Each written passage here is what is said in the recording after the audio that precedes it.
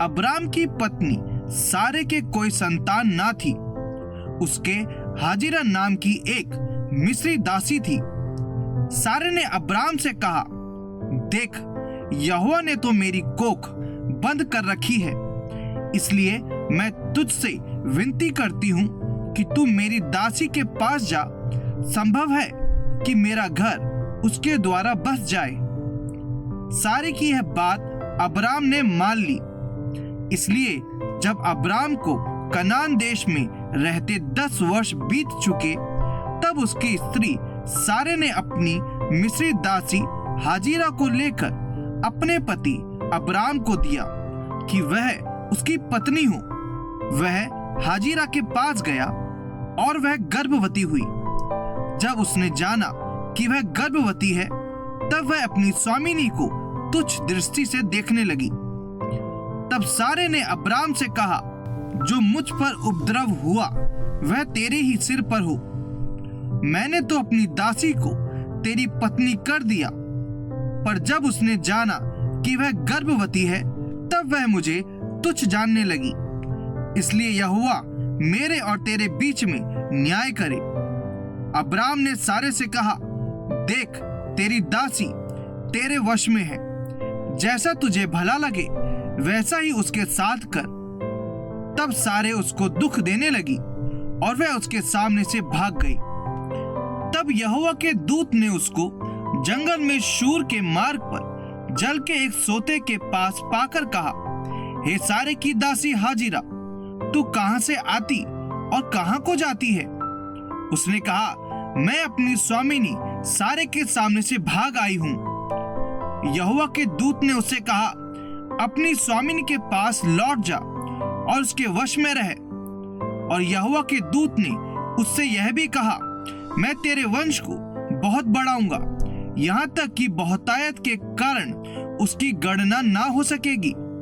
और यहोवा के दूत ने उससे कहा, देख, तू गर्भवती है और पुत्र जनेगी। तू उसका नाम इश्माएल रखना, क्योंकि यहोवा ने तेरे दुख का हाल सुन लिया है। और वह मनुष्य बनेले गधे के समान होगा। उसका हाथ सबके विरुद्ध उठेगा और सबके हाथ उसके विरुद्ध उठेंगे, और वह अपने सब भाई बंधुओं के मध्य में बसा रहेगा। तब उसने यहोवा का नाम, जिसने उससे बातें की थी, अत्ता एल रोई रखकर कहा, क्या मैं यहाँ भी उसको जाते हुए देखने पाई और देखने के बाद भी जीवित रही? इस कारण उस कुएं का नाम लहरोई कुआं पड़ा। वह तो कादेश और बेरेत के बीच में है। हाजिरा को अब्राम के द्वारा एक पुत्र हुआ, और अब्राम ने अपने पुत्र का नाम, जिसे हाजिरा ने जन्म दिया था, इश्माएल रखा। जब हाजिरा ने अब्राम के द्वारा इश्माएल को जन्म दिया, उस समय अब्राम 86 वर्ष का था। तब अब्राम 99 वर्ष का हो गया। तब यहोवा ने उसको दर्शन देकर कहा, मैं सर्वशक्तिमान ईश्वर हूँ, मेरी उपस्थिति में चल और सिद्ध होता जा। मैं तेरे साथ वाचा बांधूंगा और तेरे वंश को अत्यंत ही बढ़ाऊंगा। तब अब्राम मुंह के बल गिरा और परमेश्वर उससे यूं बातें करता गया, देख, मेरी वाचा तेरे साथ बंधी रहेगी, इसलिए तू जातियों के समूह का मूल पिता हो जाएगा। इसलिए अब से तेरा नाम अब्राम ना रहेगा, परंतु तेरा नाम अब्राहम होगा, क्योंकि मैंने तुझे जातियों के समूह का मूल पिता ठहरा दिया है। मैं तुझे अत्यंत फलवंत करूंगा और तुझको जाति जाति का मूल बना दूंगा, और तेरे वंश में राजा उत्पन्न होंगे। और मैं तेरे साथ और तेरे पश्चात पीढ़ी पीढ़ी तक तेरे वंश के साथ भी आश्चर्य की युग युग की वाचा बांधता हूँ, कि मैं तेरा और तेरे पश्चात तेरे वंश का भी परमेश्वर रहूंगा। और मैं तुझको और तेरे पश्चात तेरे वंश को भी यह सारा कनान देश, जिसमें तू परदेशी होकर रहता है, इस रीति दूंगा कि वह युग युग उनकी निज भूमि रहेगी, और मैं उनका परमेश्वर रहूंगा।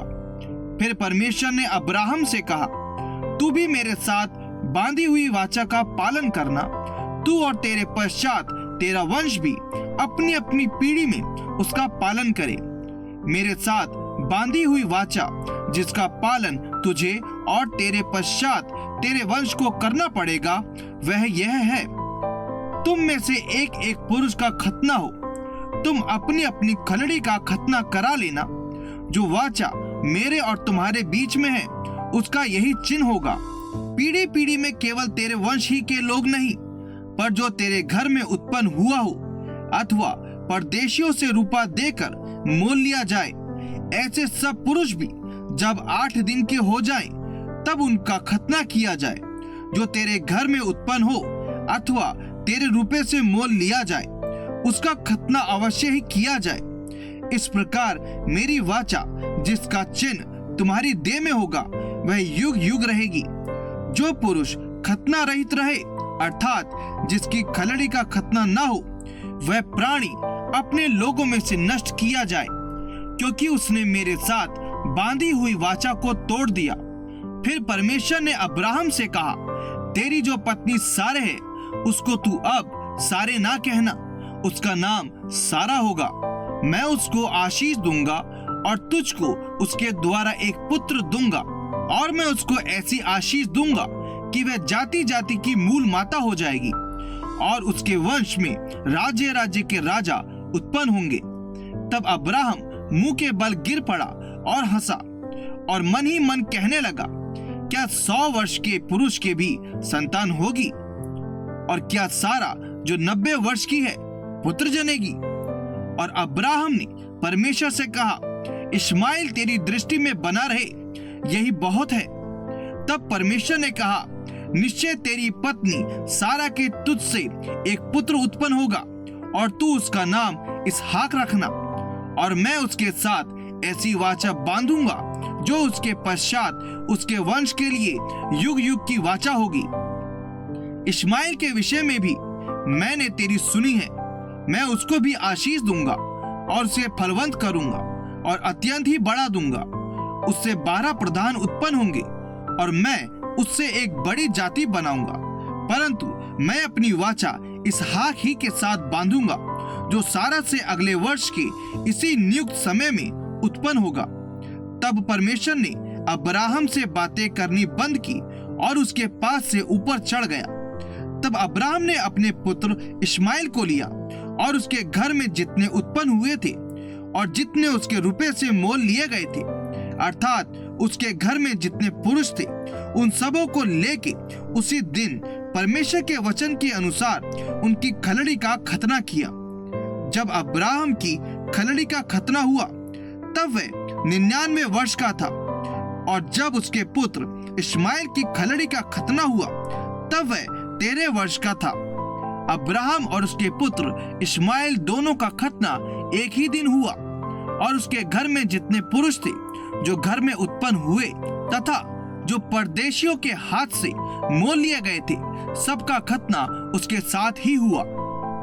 अब्राहम ममरे के बांज वृक्षों के बीच कड़ी धूप के समय तंबू के द्वार पर बैठा हुआ था। तब यहोवा ने उसे दर्शन दिया।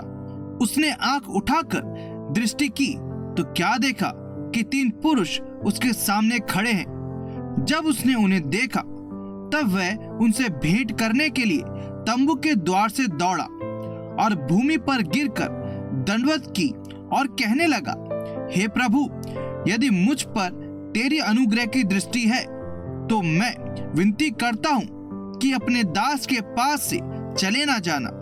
मैं थोड़ा सा जल लाता हूँ, और आप अपने पांव धोकर इस वृक्ष के नीचे विश्राम करें। फिर मैं एक टुकड़ा रोटी ले आऊं, और उससे आप अपने अपने जीव को तृप्त करें। तब उसके पश्चात आगे बढ़े, क्योंकि आप अपने दास के पास इसीलिए पधारे हैं। उन्होंने कहा, जैसा तू कहता है वैसा ही कर। तब अब्राहम तुरंत तंबू में सारा के पास गया और कहा, 3 सआ मैदा जल्दी से गूंध और फुलके बना। फिर अब्राहम गाय बैल के झुंड में दौड़ा और एक कोमल और अच्छा बछड़ा लेकर अपने सेवक को दिया, और उसने जल्दी से उसे पकाया। तब उसने दूध और दही और बछड़े का मांस जो उसने पकवाया था लेकर उनके आगे परोस दिया, और आप वृक्ष तले उनके पास खड़ा रहा और वे खाने लगे। उन्होंने उससे पूछा, तेरी पत्नी सारा कहाँ है? उसने कहा, वह तो तंबू में है। उसने कहा, मैं वसंत ऋतु में निश्चय तेरे पास फिर आऊंगा और तेरी पत्नी सारा के एक पुत्र उत्पन्न होगा। और सारा तंबू के द्वार पर जो अब्राहम के पीछे था सुन रही थी। अब्राहम और सारा दोनों बहुत बूढ़े थे और सारा का मासिक धर्म बंद हो गया था। इसलिए सारा मन में हंसकर कहने लगी, मैं तो बूढ़ी हूं और मेरा पति भी बूढ़ा है, तो क्या मुझे यह सुख होगा? तब यहोवा ने अब्राहम से कहा, सारा यह कहकर क्यों हंसी कि क्या मेरे जो इतनी बूढ़ी हो गई हूं सचमुच एक पुत्र उत्पन्न होगा? क्या यहोवा के लिए कोई काम कठिन है? नियत समय में अर्थात वसंत ऋतु में मैं तेरे पास फिर आऊंगा और सारा के पुत्र उत्पन्न होगा। तब सारा डर के मारे यह कहकर मुकर गई, मैं नहीं हंसी। उसने कहा, नहीं, तू हंसी तो थी। फिर वे पुरुष वहां से चले और सदोम की ओर दृष्टि की और अब्राहम उन्हें विदा करने के लिए उनके संग संग चला। तब यहोवा ने कहा, यह जो मैं करता हूं उसे क्या अब्राहम से छिपा रखूं? अब्राहम से तो निश्चय एक बड़ी और सामर्थी जाति उपजेगी और पृथ्वी की सारी जातियां उसके द्वारा आशीष पाएंगी, क्योंकि मैं जानता हूं कि वह अपने पुत्रों और परिवार को जो उसके पीछे रह जाएंगे आज्ञा देगा कि वह यहोवा के मार्ग में अटल बने रहें और धर्म और न्याय करते रहें, ताकि जो कुछ यहोवा ने अब्राहम के विषय में कहा है उसे पूरा करे। फिर यहोवा ने कहा, सदोम और अमोरा की चिल्लाहट बढ़ गई है और उनका पाप बहुत भारी हो गया है, इसलिए मैं उतर कर देखूंगा कि उसकी जैसी चिल्लाहट मेरे कान तक पहुंची है, उन्होंने ठीक वैसा ही काम किया है कि नहीं, और ना किया हो तो मैं उसे जान लूंगा। तब वह पुरुष वहां से मुड़ के सदोम की ओर जाने लगे, पर अब्राहम यहोवा के आगे खड़ा रह गया। तब अब्राहम उसके समीप जाकर कहने लगा, क्या तू सचमुच दुष्ट के संग धर्मी का भी नाश करेगा?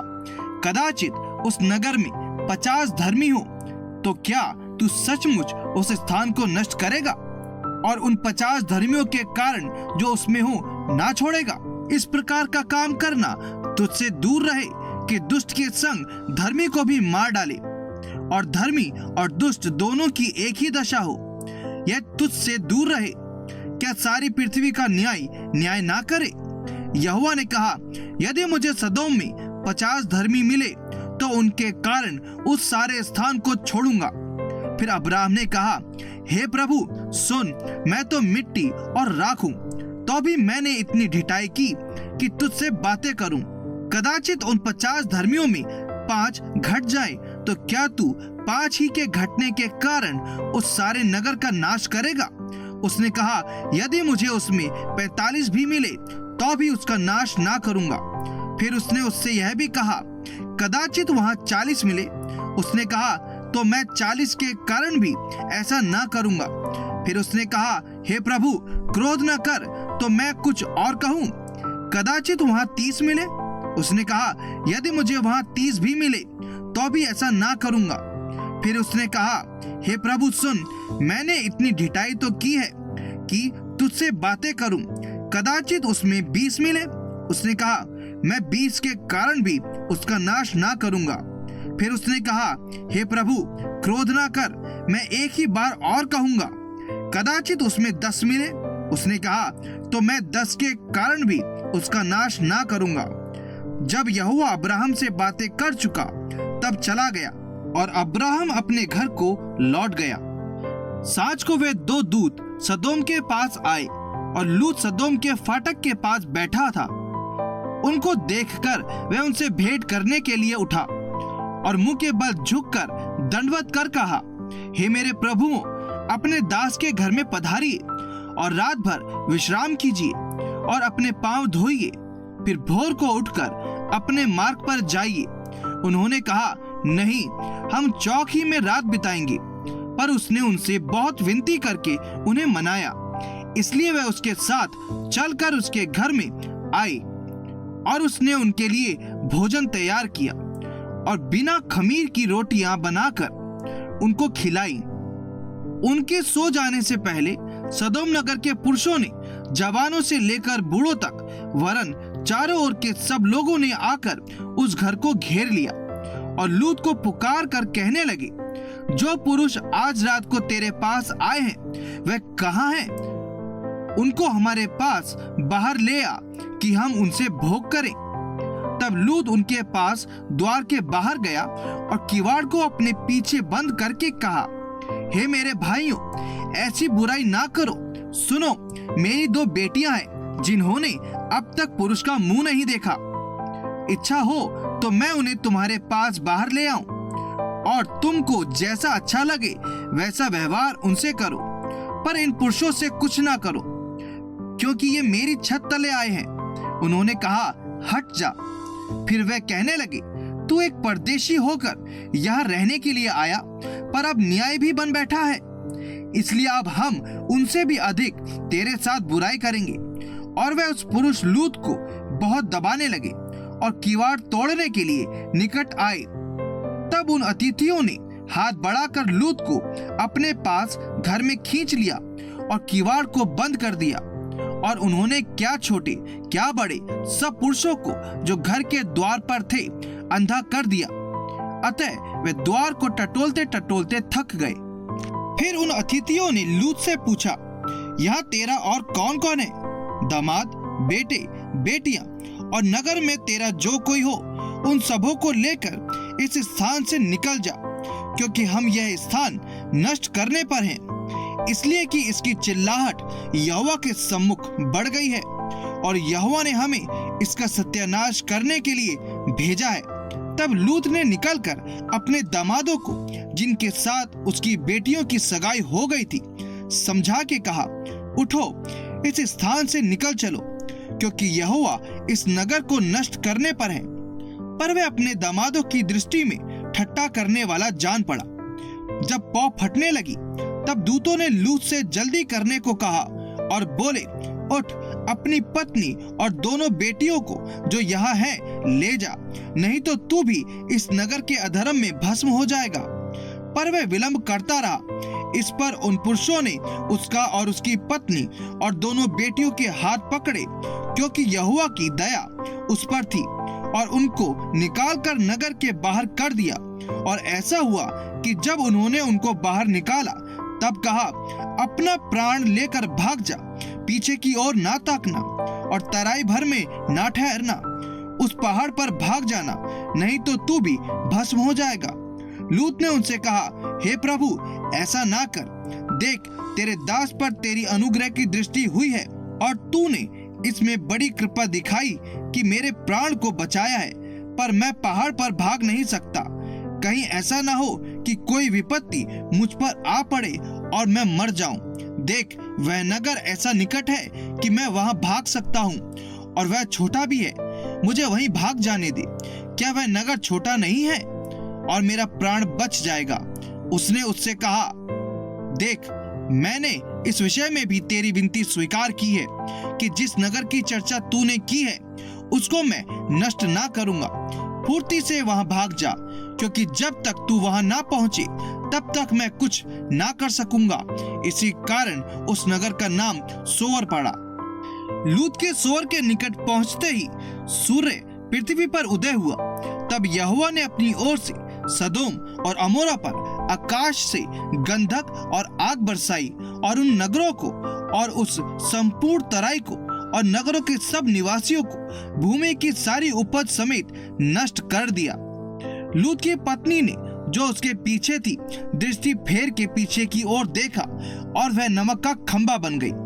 भोर को अब्राहम उठकर उस स्थान को गया जहां वह यहोवा के सम्मुख खड़ा था, और सदोम और अमोरा और उस तराई के सारे देश की ओर आंख उठाकर क्या देखा कि उस देश में से धधकती हुई भट्टी का सा धुआं उठ रहा है। और ऐसा हुआ कि जब परमेश्वर ने उस तराई के नगरों को जिनमें लूत रहता था उलट पुलट कर नष्ट किया, तब उसने अब्राहम को याद करके लूत को उस घटना से बचा लिया। फिर लूत ने सोअर को छोड़ दिया और पहाड़ पर अपनी दोनों बेटियों समेत रहने लगा, क्योंकि वह शोर में रहने से डरता था। इसलिए वह और उसकी दोनों बेटियां वहां एक गुफा में रहने लगी। तब बड़ी बेटी ने छोटी से कहा, हमारा पिता बूढ़ा है और पृथ्वी भर में कोई ऐसा पुरुष नहीं जो संसार की रीति के अनुसार हमारे पास आए, इसलिए हम अपने पिता को दाख मधु पिलाकर उसके साथ सोएं, जिससे कि हम अपने पिता के वंश को बचाए रखें। अतः उन्होंने उसी दिन रात के समय अपने पिता को दाख मधु पिलाया। तब बड़ी बेटी जाकर अपने पिता के पास लेट गई, पर उसने ना जाना कि वह कब लेटी और कब उठ गई। और ऐसा हुआ कि दूसरे दिन बड़ी ने छोटी से कहा, देख, कल रात को मैं अपने पिता के साथ सोई, इसलिए आज भी रात को हम उसको दाख मधु पिलाएं। तब तू जाकर उसके साथ सोना कि हम अपने पिता के द्वारा वंश उत्पन्न करें। अतः उन्होंने उस दिन भी रात के समय अपने पिता को दाख मधु पिलाया और छोटी बेटी जाकर उसके पास लेट गई, पर उसको उसके भी सोने और उठने के समय का ज्ञान न था। इस प्रकार से लूत की दोनों बेटियां अपने पिता से गर्भवती हुई। बड़ी एक पुत्र जनी और उसका नाम मोआब रखा। वह मोआब नामक जाति का जो आज तक है मूल पिता हुआ। और छोटी भी एक पुत्र जनी और उसका नाम बेनमी रखा। वह अम्मोन वासियों का जो आज तक है मूल पिता हुआ।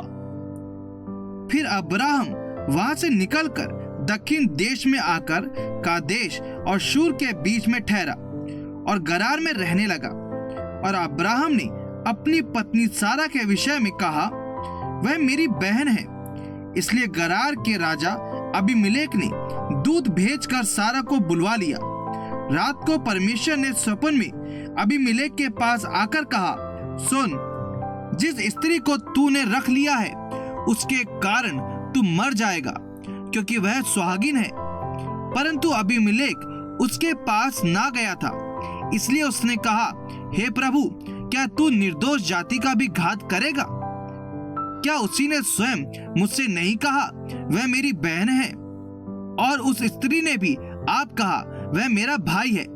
मैंने तो अपने मन की खराई और अपने व्यवहार की सच्चाई से यह काम किया।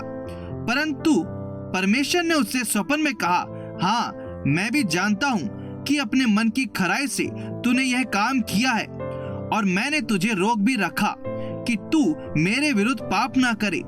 इसी कारण मैंने तुझको उसे छूने नहीं दिया। इसलिए अब उस पुरुष की पत्नी को उसे लौटा दे, क्योंकि वह नबी है और तेरे लिए प्रार्थना करेगा और तू जीता रहेगा। पर यदि तू उसको ना लौटाए तो जान रख कि तू और तेरे जितने लोग हैं सब निश्चय मर जाएंगे। सवेरे अबीमेलेक तड़के उठकर अपने सब कर्मचारियों को बुलवाकर ये सब बातें सुनाई, और वह लोग बहुत डर गए। तब अबीमेलेक ने अब्राहम को बुलवाकर कहा, तूने हमारे साथ यह क्या किया है? मैंने तेरा क्या बिगाड़ा था कि तूने मेरे और मेरे राज्य के ऊपर ऐसा बड़ा पाप डाल दिया है? तूने मेरे साथ वह काम किया है जो उचित ना था। फिर अबीमेलेक ने अब्राहम से पूछा, तूने क्या समझकर ऐसा काम किया?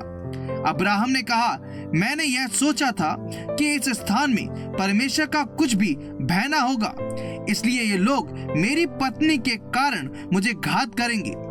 इसके अतिरिक्त सचमुच वह मेरी बहन है। वह मेरे पिता की बेटी तो है, पर मेरी माता की बेटी नहीं। फिर वह मेरी पत्नी हो गई। और ऐसा हुआ कि जब परमेश्वर ने मुझे अपने पिता का घर छोड़कर निकलने की आज्ञा दी, तब मैंने उससे कहा, इतनी कृपा तुझे मुझ पर करनी होगी कि हम दोनों जहां जहां जाएं, वहां वहां तू मेरे विषय में कहना कि यह मेरा भाई है। तब अबीमेलेक ने भेड़ बकरी, गाय बैल और दास दासियां लेकर अब्राहम को दी और उसकी पत्नी सारा को भी उसे लौटा दिया। और अबीमेलेक ने कहा, देख, मेरा देश तेरे सामने है, जहां तुझे भाई वहां रहे। सारा से उसने कहा, देख, मैंने तेरे भाई को रुपए के 1000 टुकड़े दिए हैं। देख, तेरे सारे संगियों के सामने वही तेरी आंखों का पर्दा बनेगा और सबों के सामने तू ठीक होगी। तब अब्राहम ने यहोवा से प्रार्थना की और यहोवा ने अबीमेलेक और उसकी पत्नी और दासियों को चंगा किया और वह जनने लगी, क्योंकि यहोवा ने अब्राहम की पत्नी सारा के कारण अबीमेलेक के घर की सब स्त्रियों की कोखों को पूरी रीति से बंद कर दिया था।